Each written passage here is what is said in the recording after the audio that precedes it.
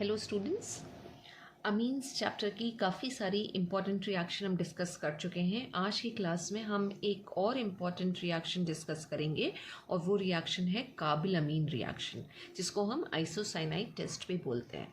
ये आपके प्रैक्टिकल का भी सिलेबस है। प्रैक्टिकल में भी ये रिएक्शन है। जब हम फंक्शनल ग्रुप एनालिसिस की बात करते हैं तो वहाँ पे हमने एनिलिन यानी कि प्राइमरी अमीन के टेस्ट की बात करी थी। वहाँ पे भी आइसोसाइनाइड टेस्ट ही आता है।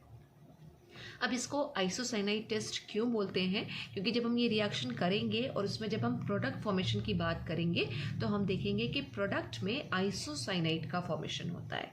राइट, क्या है ये रिएक्शन और किस तरह के अमीन्स ये रिएक्शन देते हैं, हम पहले उस पर फोकस करते हैं। काबिल अमीन रिएक्शन या आइसोसाइनाइड टेस्ट सबसे इंपॉर्टेंट चीज़ के सिर्फ प्राइमरी अमीन्स देंगे। सेकेंडरी अमीन्स और टर्शरी अमीन्स ये रिएक्शन नहीं देते हैं।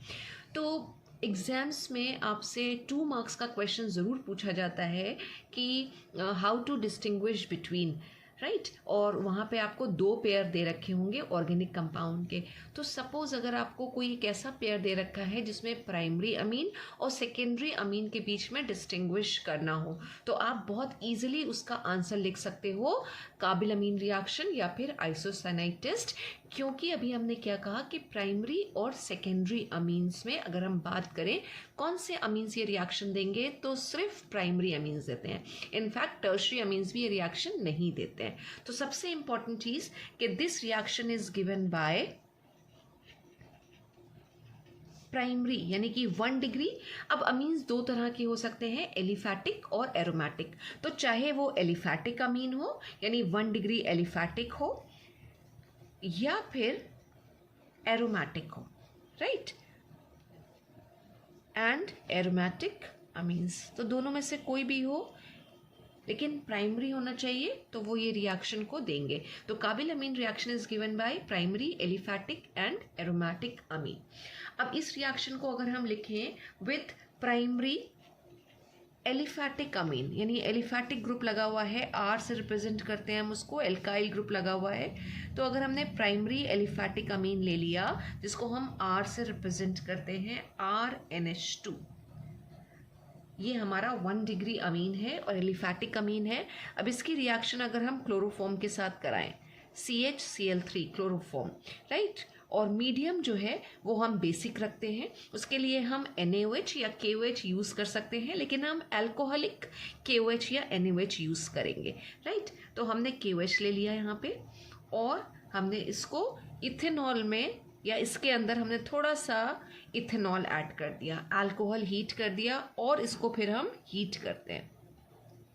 तो जो रिएक्टेंट हैं वो है हमारा प्राइमरी एलिफैटिक अमीन, क्लोरोफॉर्म और अल्कोहलिक KOH। जब इसको हम हीट करेंगे तो वी विल गेट आइसोसाइनाइड का फॉर्मेशन होगा और एल्काइल ग्रुप के साथ ये आइसोसाइनाइड आएगा। आइसोसाइनाइड में हमें पता है कि नाइट्रोजन के साइड से या लिंकिंग जो होगी एल्काइल ग्रुप के साथ वो नाइट्रोजन के थ्रू होगी। ये स्ट्रक्चर रहता है, नाइट्रोजन के ऊपर पॉजिटिव चार्ज होगा और कार्बन के ऊपर नेगेटिव चार्ज होगा। तो ये एल्काइल आइसोसाइनाइड का फॉर्मेशन हो रहा है। साथ में और हमारे पास क्या आ जाएगा, KCl plus H2O, right. Reaction balance नहीं होगी, हमें बैलेंस करने की ज़रूरत पड़ेगी क्योंकि हमने जो क्लोरोफॉर्म लिया है उसमें CHCl3 है और यहाँ पे एक ही Cl आ रहा है, तो हम इसको कर देते हैं 3KCl। और जब हम 3KCl लेंगे तो यहाँ पे 3KOH भी हो जाएगा। वाटर मॉलिक्यूल को हम बैलेंस कर लें तो वाटर मॉलिक्यूल आ जाएंगे 3H2O। तो ये कंप्लीट रिएक्शन आ रही है जहाँ पर हम एलिफैटिक अमीन की रिएक्शन क्लोरोफॉर्म और अल्कोहलिक KOH के साथ करा रहे हैं। अब आपने लैब देख रखी है, आपको पता है लैब में हमें KOH नहीं मिलता है, लेकिन NaOH ज़रूर आपके पास शेल्फ पे अवेलेबल रहता है। तो जब लैब में हम इस रिएक्शन को करते हैं तो इंस्टेड ऑफ KOH हम वहाँ पे NaOH यूज़ करते हैं। अब हमने यहाँ पे एक जनरलाइज रिएक्शन लिखी थी। अब this R can be, most common जो हमारा अमीन है वो है इथाइल अमीन। तो ये इथाइल अमीन अगर है C2H5NH2, 1 डिग्री अमीन है क्योंकि नाइट्रोजन के साथ 2 हाइड्रोजन आ रहे हैं, plus CHCl3 plus 3KOH will give ethyl काबिल अमीन और इथाइल आइसोसाइनाइड, यानी आर की जगह पे C2H5 आ जाएगा और रेस्ट एज इट इज रहना है। राइट, ये जो स्ट्रक्चर है ये आइसोसाइनाइड का स्ट्रक्चर है, प्लस 3KCl प्लस 3H2O। क्या नाम हो जाएगा इस कंपाउंड का? C2H5 यू नो क्या है? इथाइल।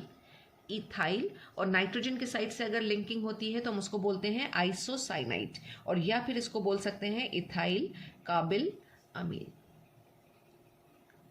या फिर इथाइल आइसोसाइनाइड। तो प्राइमरी एलिफैटिक अमीन ये रिएक्शन दे रहे हैं, और यही अगर हमारे पास प्राइमरी एरोमेटिक अमीन हो, यानी instead of alkyl group aryl group अगर लगा हुआ है, एरोमेटिक अमीन, एरोमेटिक अमीन को अगर हमें लिखना हो तो हम ArNH2 इस तरह से लिख सकते हैं। राइट, अब हमें पता है मोस्ट कॉमन जो है हमारे पास प्राइमरी एरोमेटिक अमीन वो है एनिलिन, और लैब में भी हम एनिलिन का ही टेस्ट करते हैं जो हमारे कोर्स का पार्ट है। तो एनिलिन का स्ट्रक्चर क्या होगा? C6H5, यानी कि एक बेंजीन रिंग लगी हुई है और उसके साथ ये NH2 लगा हुआ है। तो ये 1 डिग्री एरोमेटिक अमीन हो गया, और टू बी वेरी स्पेसिफिक ये क्या है? This is aniline. एनिलिन की रिएक्शन अगर हम क्लोरोफॉर्म के साथ करा रहे हैं, प्लस 3KOH लेंगे, थोड़ा सा इथाइल अल्कोहल यहाँ पे ऐड करेंगे, यानी ये क्या है? अल्कोहलिक है। देन इसको अगर हम हीट कर रहे हैं तो we will get phenyl isocyanide का फॉर्मेशन होता है। फिनाइल आइसोसाइनाइड, आइसोसाइनाइड का स्ट्रक्चर वही रहना है, नाइट्रोजन के साइड से हम लिंकिंग करेंगे और ये हो गया phenyl isocyanide plus 3KCl plus 3H2O। ये रिएक्शन आ रही है एनिलीन के साथ। अब कैसे आइडेंटिफिकेशन होता है? अगर हमारे पास प्राइमरी अमीन और सेकेंडरी अमीन है और हमें डिस्टिंग्विश करना है, सपोज एनिलीन है तो हमने कहा हम फिनाइल आइसोसाइनाइड टेस्ट के थ्रू कर सकते हैं। एनिलीन जब होगा और उसको जब हम क्लोरोफॉर्म और अल्कोहलिक क्यूएच के साथ रिएक्ट कराएंगे तो फिनाइल आइसोसाइनाइड ही बना है। वो हमें कैसे पता चलेगा? वो एक फाउल स्मेल से पता चलता है। ये जो कंपाउंड है आइसोसाइनाइड्स जो बनते हैं, काबिल अमीन जो बनते हैं, ये एक फाउल स्मेल देते हैं। फाउल यानी एक बहुत ही ऑफेंसिव सी ओडर आएगी या फिर बहुत ही अनप्लेजेंट सी ओडर आएगी, अनप्लेजेंट ओडर। और वही पहचान है, वही बताएगी कि जो कंपाउंड है वो बेसिकली हमारा क्या था? प्राइमरी अमीन था। तो ये एक बहुत बहुत स्ट्रांग ऑर्डर होती है। अगर आप इसको लैब में करेंगे देन यू विल सी कि हमें सारी लैब की विंडोज़ ओपन करनी पड़ती हैं और जो आती है वहाँ पे ये ओडर, अनप्लेजेंट सी ऑफेंसिव सी ओडर, वो बिल्कुल भी टॉलरेट नहीं कर पाते हैं, वहाँ पे खड़े होना भी मुश्किल हो जाता है। तो this is due, the foul smell is due to the formation of isocyanide.